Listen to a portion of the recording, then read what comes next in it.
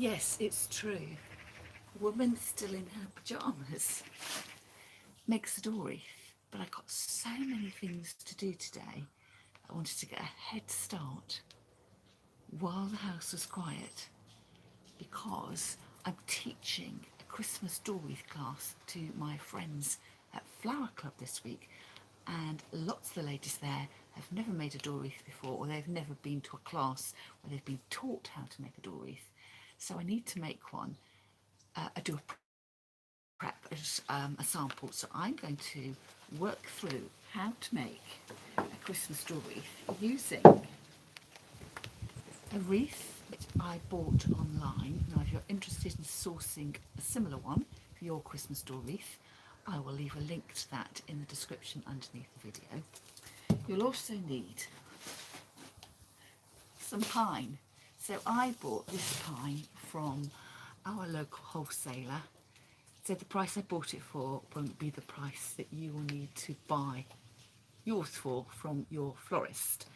But if you want to make your own Christmas door wreath, I would strongly advise that if you want to use this pine, that you pre-order it from your florist, because the florist will have loads of this in stock, but they will have bought enough to make their complete door wreaths to sell to their clients. And you may find, depending on your florist, that they would rather that you bought the completed door wreath from them rather than buying the ingredients to make your own. It just depends, but it's always worth asking. If you like making your own door wreath and you buy yourself a fresh Christmas tree every year, quite possibly you may be able to chop the bottom branches off, you know, like you normally do to put your Christmas tree into the stand, and use those. Conscious of my microphone flashing away, and I don't know whether that means that you can't actually hear me. So I'm going to play it back later, and if you can't hear me, I'm going to delete the video. So as well as that, I've also got some mossing wire, and again I'll leave a link to that in the description underneath the video. I've got secateurs for cutting the pine, and I've also got my floristry scissors for cutting the wires. So the first thing I'm going to do is to cut myself some pine. So I'm going to take, to begin with, 2 pieces of the pine and put that back there underneath my table. So what I tend to do with my pine, taking one branch at a time, is I turn it over so that I can see the backside and I can see more clearly where I need to cut the individual fronds off. Oh, I've just got a raindrop down the back of my neck. So I take my secateurs and I'm cutting the pine at a slight angle. I don't know whether you can see that. I didn't cut it straight across. I held my secateurs like that because when I come and cut the next piece, which may just be an individual finger, you can't tell that I've cut that. And you see the oval shape there. So try and cut your pine at a slight angle. It just means that you can get lots of pieces of pine, rather than if you cut straight across, you'll end up with a truncated piece. So you just make your money go further. So that's what I'm going to do. And you don't want overly big pieces. Sometimes you might end up with pieces like this that looks like a little angel with their head missing. But don't worry about that, because when you put it into your wreath, you can switch the arms up and it looks like a more, you know, it looks more like a kind of pine, the shape of the pine that you would want to use.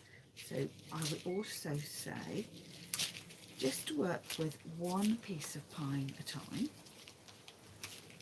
because otherwise you might end up not using all your pine, and then you've just got, you know, leftovers, tiny bits, and it's much easier to reuse your bits and pieces at the end if they are you know, whole pieces, and then you can decide what else you want to use them for. So don't get too trigger happy with your secateurs.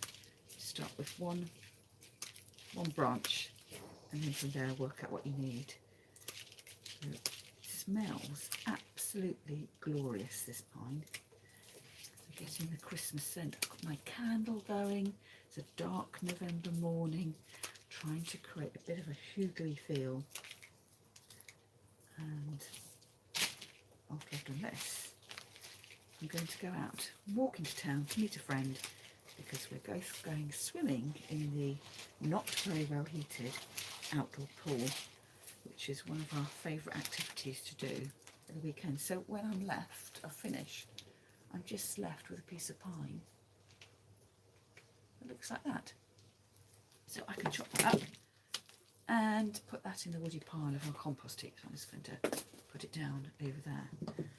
So you've got your Christmas wreath form, you've got your mossing wire, so you need to cast on, for want of a better word. So I'm going to take my wire underneath the wreath, bring it back to the top, and I've got a little bit of wire left over there and the wire on my reel, and I'm going to twist the two together.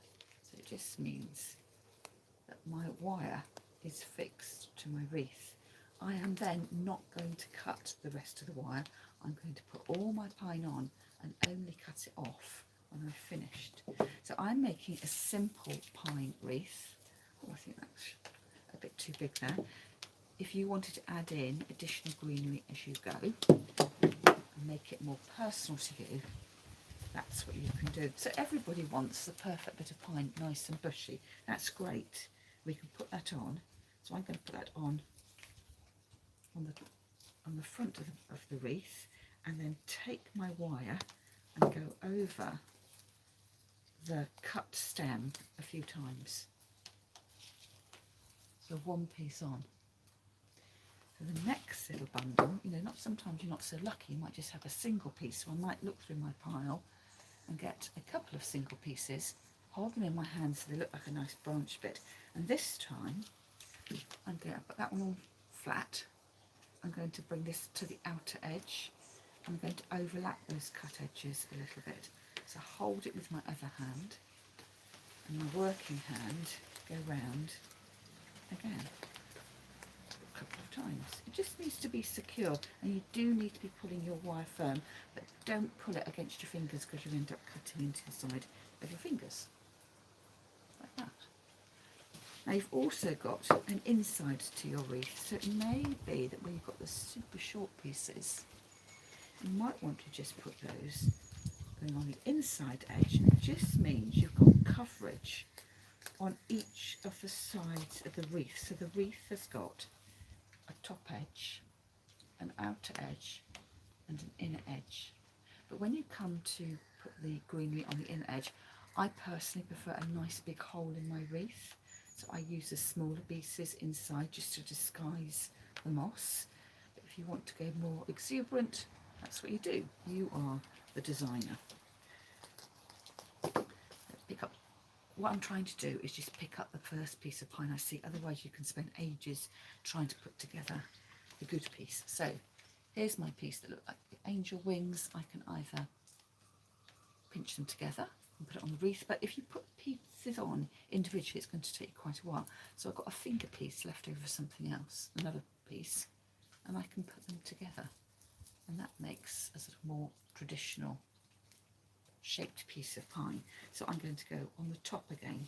So when the aim is to, so you can't ever see the wire, but if you keep putting the next bit of greenery tight up to the last one, you're going to have a lovely luxurious wreath, but you're going to run out of your Christmas pine. So I would always put it on, and then I shuffle it back a little bit, just so my material, so the top bit of pine is covering the wire, but it's not too overlapped.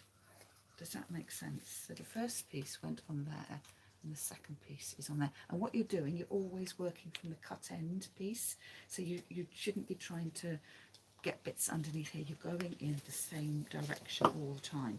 So you've got that hand size bit of pine goes onto your wreath, and then the next hand size piece comes along, and you're doing it like that. So trying not to be too picky about the pieces. That one looks like a perfect piece.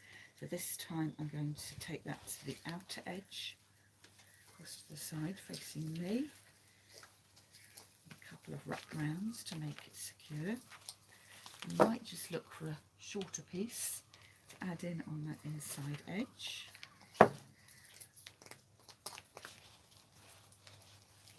And then we're probably there a quarter of the way around. So I've used, what, about 5 or 6 pieces so far.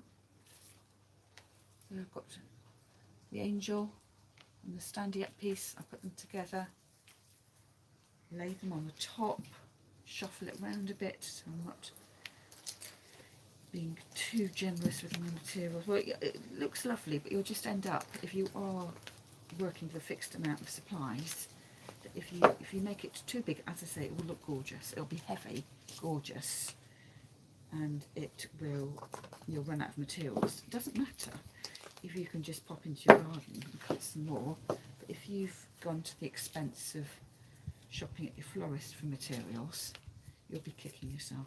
So just space them out a little bit.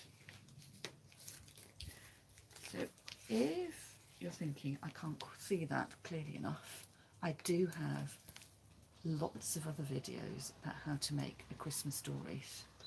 So have a look at those, and if you've got any questions or queries, now this piece I've decided is a bit too long.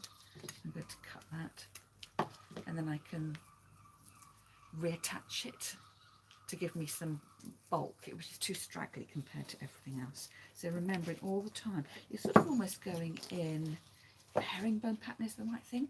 Is that the right pattern if you do embroidery stitches? One up, one to the side, and then one to the other side. And you're repeating that pattern on the top, outside edge, inside edge, on the top, outside edge, inside edge, all the time.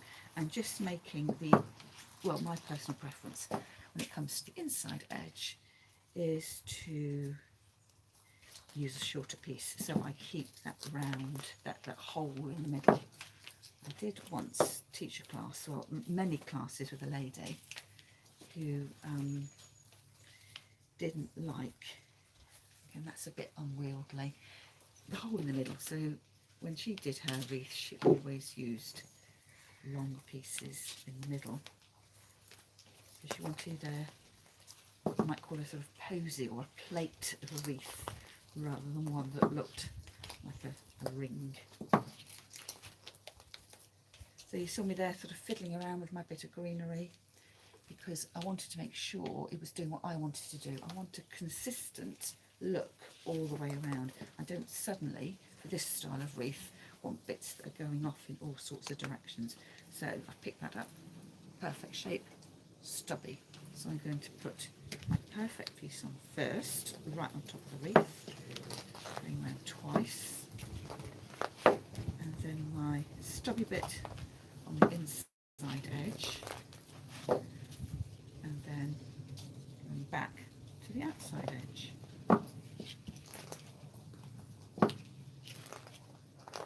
And you're putting everything on the top of the wreath, so the back, you see it's just the plain back there with the spiky bits coming out to the sides. So this can be a mindful moment. It's part of the reason why I decided to do it first thing in the morning. But what's the point of me sitting here killing time? I'll be out in the garden, and yes, it's cold. I'm wearing my pyjamas and my fleece, ready for going to the pool. And I'm not sure that it's actually raining, but there's certainly rain dripping off the pergola. I can hear the sound of raindrops. So it is just quite a nice moment for my little candle here. I could blow it out, but it's gone melting down. So I'm going to take a candle from inside the jar, light it. Oops. And then put that down there. All set. Hopefully that's melted in place. And keep my everlasting candle burning throughout the festive period. Now I think that was probably the first bit I cut. Perfect, but I think, is it going to be too big? No, I think it is. I think that's going to actually sit across the top and go to the inside edge and the outside edge of its own accord. Hold that there. And it's sort of done all three placements in one. Now, with my quantities of pine, I feel I've overbought. I've allowed 2 to 3 pieces per person at the moment. It looks like probably I only needed to have bought 1 piece of pine per person, but that seems a bit mean. So what it will mean is that members of Flower Club will be able to take a piece of pine home, and then they can do table arrangements. What I would do if I was them, and I'll be telling them, is to keep a piece of pine outdoors so it doesn't dry out. I normally put mine underneath the patio table, so it's protected from the elements, but it's kept cool. I'm going to put that in one at a time now, I think. So you're getting to know each individual bit of the pine and deciding where it wants to go. So I've got another piece that looks like an angel this time, I think. I'm going to squeeze the points together and put that heading towards the outside edge. And of course, once the pine, even if you are using one of those angel pieces, because you're putting more pine over the top, you're not going to be able to tell that one was slightly different to the other, because once they're layered up, it just looks like a nice ring of pine. And depending on how many pieces you can hold, you could try to put, as you speed up and get more confident. I've just laid 3 pieces over at once, so I've done the top, the side and the outer edge, the top, the middle and the outer edge in one hand placement. So you don't need to be, if you're getting more confident with your wiring on, you don't need to do it all individually. You can start to take bundles. It's starting to fill out. So this was a 30cm wreath, which is just the right size for my front door. If I keep coming back to this piece, I'm going to take it out. I've wired it in. I might wire that upside down. All I was seeing was that cut end there. So I'm not quite sure how that happened. I'm going to make it shorter and reuse it later on. But I just kept thinking that's not, all the pine was going, beautifully round, and my eye was being caught by the little flash of exposed stem. Now it gets to a stage where you might be left with some pieces, but just so small you can't use them. And what I would say is, although I've said, cut your pine carefully so you get value for money out of it. We don't want to be skimping. We don't want to have lovely full wreath and then you get 3/4 of the way around and it's just lots of little bits. So I am going to go back to my second piece of pine. I'm not going to cut from the top though, because I might want that top piece. It looks beautiful for something else, another Christmas project. So what I'm going to do is to cut from the bottom, and I won't need very many pieces. I might just go 3 pieces off the bottom. So that means I've still got something that's a decent size. This is the best bit, the tips at the top are the best bit. I'm going to put that to one side, cut again. So I've got my nice, perfect piece, got a nice shape to it. I've got several branches, it's nice and full, it doesn't need anything else to supplement it.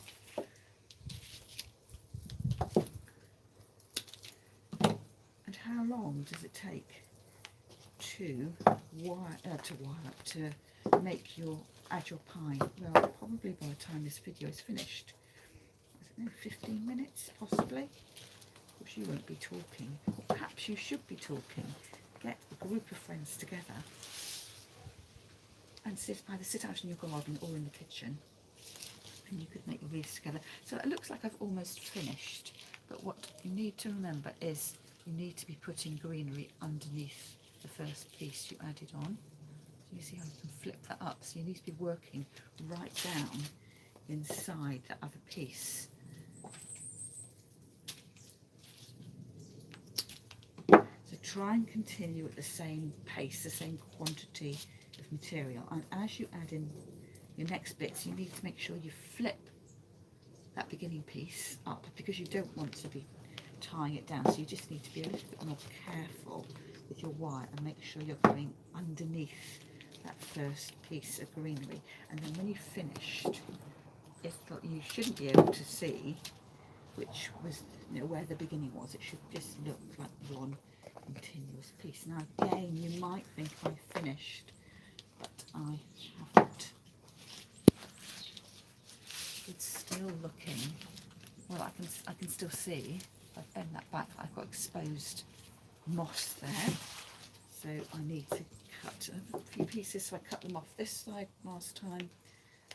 I think probably just 2 pieces this time.